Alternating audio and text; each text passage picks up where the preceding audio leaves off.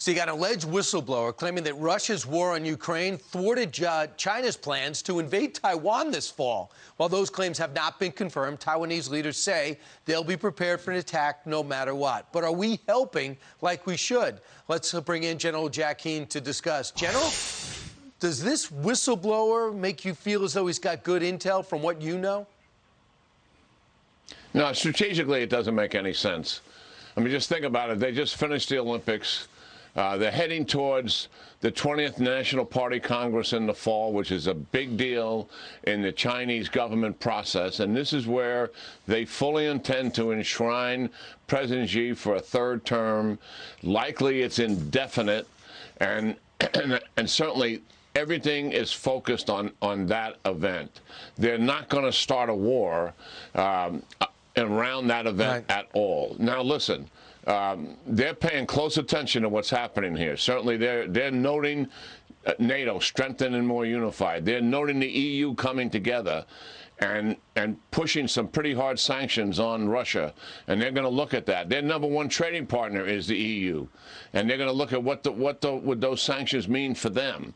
So, and certainly they're looking at the Ukrainian resistance taking place. They know full well that President Tsai, who's the leader of Taiwan, is tough, just like Zelensky is. She's the toughest leader they've ever had to deal with since 1947 when the communists took over. Right. So, yes, does this impact? Yes, it does. But this is a fact. President Xi is determined as ever to bring Taiwan into his orbit. And I don't believe for a minute that the adverse impacts of what's taking place to Russia, that they're heading towards strategic failure as a result of this invasion, necessarily correlates to him and put curbs on what his strategic objectives are. He is focused on his strategic objectives for his national interest. And what's happening to the Russians, in my judgment, will not deter him. And by the way, General, they keep saying that they're ambivalent. They're with not taking sides in this conflict, and they point out how much trade they do with the Ukraine, that they called formally not for any violence, but they know they could dial things back. They also taunted us and said we should be focusing more on our inflation and not on the Ukrainian war. Thanks for that help. So if you can see, General, just an idea of what this looks like. Look at the size of China and look at the size of Taiwan. When many experts like you have pointed to me and said, look at these small islands, that's where this whole thing could start.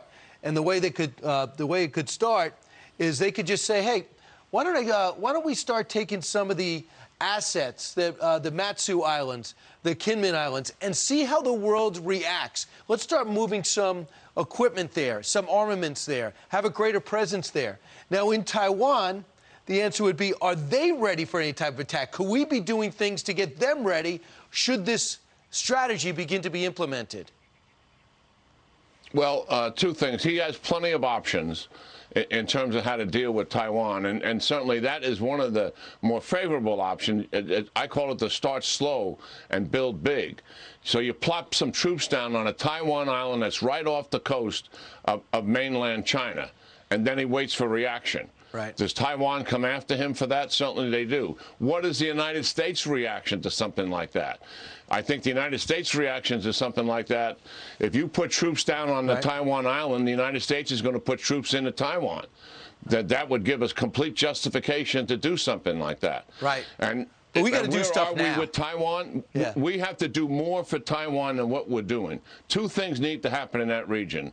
Upgun Taiwan as much as we possibly can and get our allies to cooperate. And believe me, our allies are going to be more motivated by what's taking place, certainly in Ukraine. And the second thing is, we've said many times on this show, Brian, that we're outgunned and outmanned in the Indo-Pacific region by the Chinese military.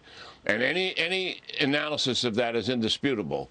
And we have got to upgun ourselves. Our own military deterrence in the area has eroded over the years. And we're not moving fast enough, in my judgment, to resolve that issue. And we have the weapons. We got to go in there, and China's not going to like it. They already warned against it. Do it anyway. Also, we point out Australia. We point out South Korea. We point out Japan, India to a degree.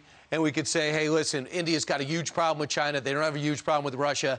And we start letting them know we do have some allies in the area, and we got to let the American people know we got to get our GDP to dedicate more money to defense. And that's why this region matters. Every minute we're in Europe focusing on problems in Europe, China loves it because we're not focusing on them.